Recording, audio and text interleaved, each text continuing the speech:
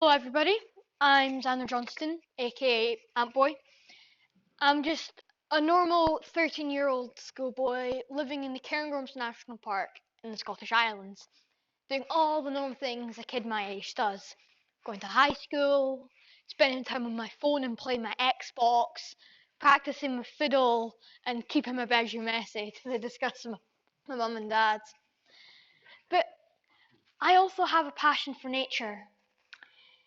You see, I'm, you could say I'm a bit like Bruce Wayne in his alter ego Batman. By day, I'm a normal schoolboy. But when the weekend comes,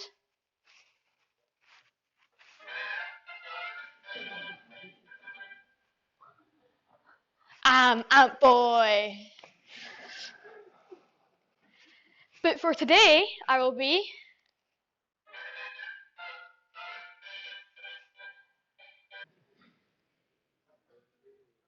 Mothboy. Not sure it has the same ring to it, but let's just go with it for now.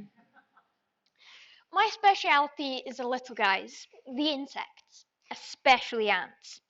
Although I must admit, I've learned to love butterflies and moths as well. You see, I believe that insects are the foundation of the whole ecosystem, and without them, it would fail. That's why I spend my spare time, along with my dad, helping to survey and protect some of the rarest and most special insects in the Cairngorms. And along the way, sharing what I've been doing on my YouTube channel to hopefully educate and motivate others to do the same. If you like the sound of that, I'd love it if you could head over to my YouTube channel and hit subscribe. Before I get into my presentation, I wanted to remind you all to download a copy of the State of Nature Report 2019. This is a super important report showing how nature is coping or not over the past 3 years since the last report, and shows stats from over the past 50 years. I was one of the young conservationists who helped launch it yesterday. If you need to know where to get a copy, then head over to my YouTube channel. And there's a link at the bottom of my video named RSPB State of Nature Report 2019, or speak to me over lunch. And here is my short video highlighting one of the key findings from the report that was used as part of the social media takeover yesterday. Insects are in decline, and the 2019 State of Nature report shows that 12% of all invertebrates that were assessed are at risk of being extinct in the UK. Now, I believe that insects are the foundation of the whole ecosystem, and we must act now to reverse this trend before it's too late. Because without insects, nothing will survive, including us. Now back to what I'm here to talk to you about today. My journey started almost 5 years ago when I moved with my family to Aviemore after having lived in Edinburgh all of my life. Up to this point, I'd always loved creepy crawlies and nature. But moving to the Scottish Highlands is when I became passionate about it. The summer after we moved, my mum signed myself and my dad up for Cairngorms Nature Big Weekend event, learning how to identify different types of wood ants, and literally 5 minutes in, I was totally hooked. I wanted to learn more about these amazing insects. Later that year, I entered the Cairngorms Nature Young Presenter competition, and after watching my video entry, the Cairngorms National Park were so impressed with my passion and enthusiasm that they awarded me the first ever Cairngorms Nature Young Ambassador title, which I still hold.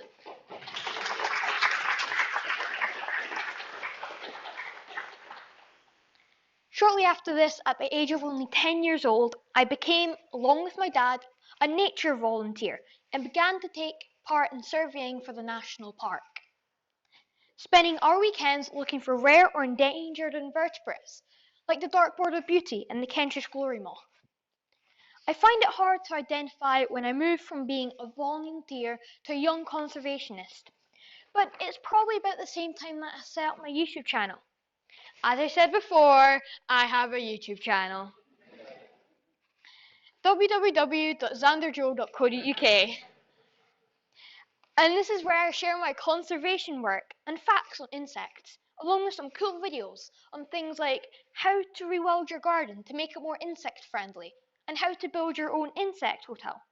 I even have one planned on how to build your own moth trap on a budget, so keep an eye out for that one, but more on that later. And in about 4 hours' time, it will be announced at the Back from the Brink Extra Festival that I've won their Nature Near Me video competition for my video on how to make an insect hotel. How exciting! Over the past 2.5 years, I've been lucky enough to meet some famous conservationists, including Nick Baker, the BBC Spring, Winter and Autumn Watch team, and my dad's favourite, Kate Humble. Sorry, Mum. And I'd like to say it was great to see Chris recently on Facebook sharing the importance of moths. But what's even more important than meeting all these famous people is that I've met a load of really important and supportive individuals, like Gabby from RSPB, Haley from Cairngorms National Park, and eventually your very own Tom Prescott. And not forgetting my biggest help of all, my number one fan, my agent, transport manager, cameraman, editor, catering, wardrobe, snack carrier, and all-around good guy, my dad. Hold on, I didn't write that. Looks like my dad's been messing with my presentation. Although I can't name everyone here today, I'd like to use this opportunity to say thank you to them. So, on to the guts on what I'm here to talk to you about. I was going to talk to you about the dark-bordered beauty. Such a beautiful moth, but somebody has beaten me to it. Here is me at Inch Marshes. Picture of the aspen suckers, the moth's preferred food source. An action shot of me capturing one, and the dark-bordered beauty on my hands.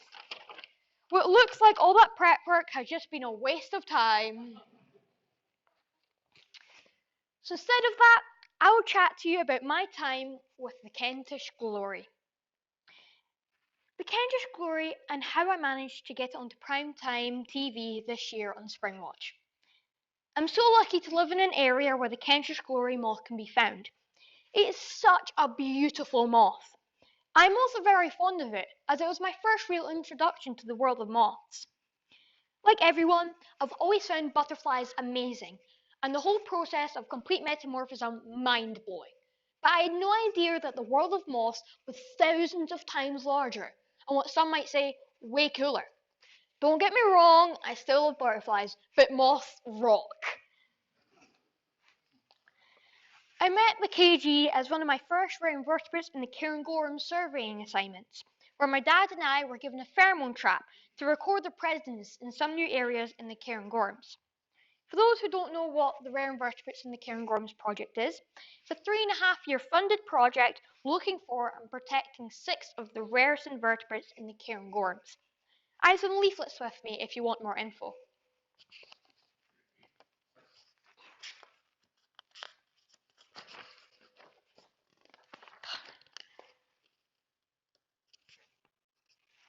Give me a second.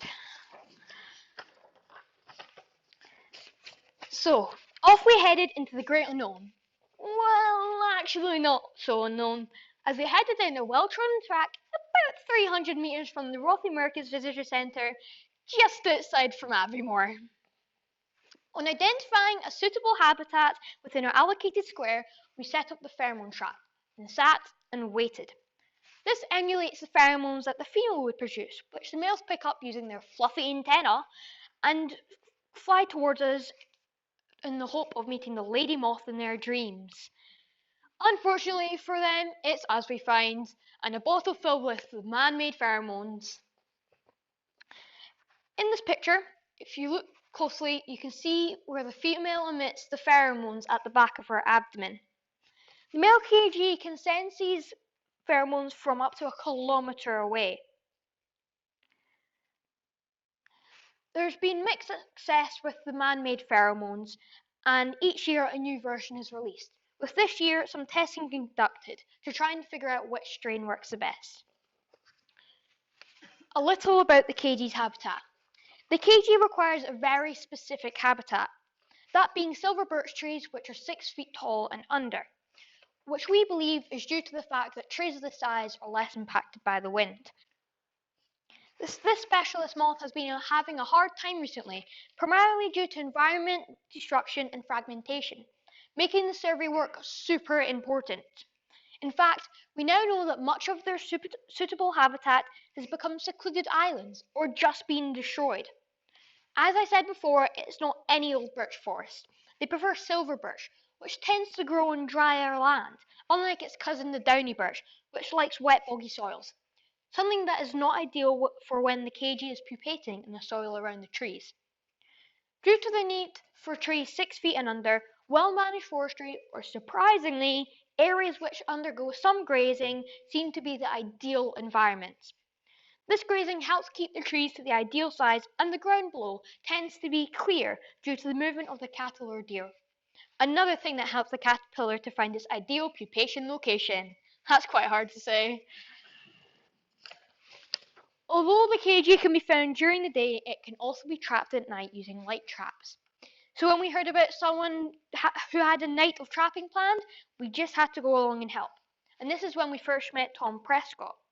That night, with a load of carefully positioned traps, we managed to catch 7 males and 1 female KG, along with a load of other moths, including a beautiful emperor, a load of prominence, which is one of my other favourites. So far, this project has been super successful. And last year, there were a total of 80 new kilometre squares identified that had KG present. And this year, there's been a load more new locations found. All of this work, much of which is carried out by volunteers, is helping us to better understand things, like the moth distribution, its preferred habitat, the weather condition it prefers, and also aiding conversations with landowners on how to manage the land better in the areas that it has been found. This year, I was lucky enough to appear twice on Springwatch, one of those times being a story about the Kentish glory, giving this beautiful and naturally scarce moth some well-deserved TV time. I was informed by the producers shortly after the show that they had 2 million viewers that night, so that's 2 million more people that now know about the KG and its importance. I do have a copy of the segment with me on a laptop if you wish to see it, so grab me over lunchtime. If we ask nicely, they may even allow us to play it in here. The life cycle of the Kentish glory is similar to many other moths out there. It emerges as an adult early in the year around late April. And this year, my dad and I were the first of the volunteers to find it in the Aviemore area, which was on the 17th of April. It is on the wing for up to around 2 months, where its sole purpose is to mate, as it has no mouthparts and can't eat. How boring must that be? The eggs are initially custard yellow, turning purple in colour in a few days to match the colour of the silver birch branches that they are laid on. The caterpillars typically appear from June to September before overwintering for sometimes up to 2 years. This, along with many other large moths, are very sensitive to climate change, another reason to monitor for them. This year, as part of the RIC6 work, I was given 12 kg caterpillars, and I've loved watching them transform from these tiny black hairy caterpillars to these massive green then purple monsters before pupating. It is now a waiting game to see how many will survive the worm spell we just had shortly after they pupated, and then our long cold winter.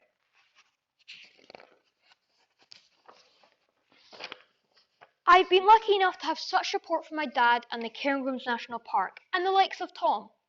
But it's fair to say there's a lack of young people involved in this type of thing. No offence, but it's kind of proven by looking around the room today. Yes, there is a huge uprising of young climate activists, but that's not resulted in any significant increase in young people surveying, and getting involved in what I believe is possibly more important, the surveying, monitoring, and protection of a very special wildlife.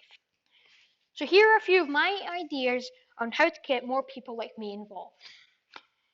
Create awareness through schools and clubs, like the Scouts, encouraging young people to get involved, which when I saw the agenda for today, seems to have already started. Develop an inner city school-based trapping program, but you've got to keep the kids involved, not just through primary age, but all throughout secondary school. Develop a low-cost moth trap, or even better, create instructions and sell parts to make a homemade moth trap. The lower the cost, the better. Why don't we use all those oversized Amazon boxes as the basis of the trap? If Google can make a virtual reality headset out of cardboard for £5, then surely there must be a way to create a low-cost moth trap. Combine this with the above and get kids making them as part of biology or science. Create a child-friendly section to your website, or an app. You know how us kids love apps. And make everything, and I mean everything, a competition. Sell, donate packets of butterfly and moth-friendly wildflowers for school grounds and kids' gardens. And adding on to that, have a competition between kids, regions, and schools to see who can not only create the most butterfly and moth-friendly garden, but who can also increase their butterfly moth count over a period of 12 months. Encourage schools or large eco-conscious companies to take part in the yearly moth night and gamify it with leaderboards. I already know that RBS have beehives in their head grounds and wildflower areas, so how about you approach people like them for about a moth trapping program and butterfly count? Have loads of fun facts on your website, and when possible, some gruesome facts. For example, the fact that the KG has no mouth parts. Painted ladies travel thousands of miles from Africa to get to Europe and the UK, and that some moths are super poisonous, like the burnet and garden tiger. Use common names, as no one my age wants to learn another language. It is hard enough learning English and French at school, never mind Latin. And how about another competition? This time to name some of the moths that are yet to have common names. Maybe a rebrand or emphasize a little better that the butterfly conservation is more than just butterflies, and moths are equally important. And finally, a painted lady special. As it has been a once in a 10-year event this summer, how about a once in a 10-year membership discount for children that stays the same price for the next 10 years? So that's me done. I'd like to thank you for having me here today. I've been Mothboy. Thank you, and hopefully I'll have the chance to chat to some of you over lunch.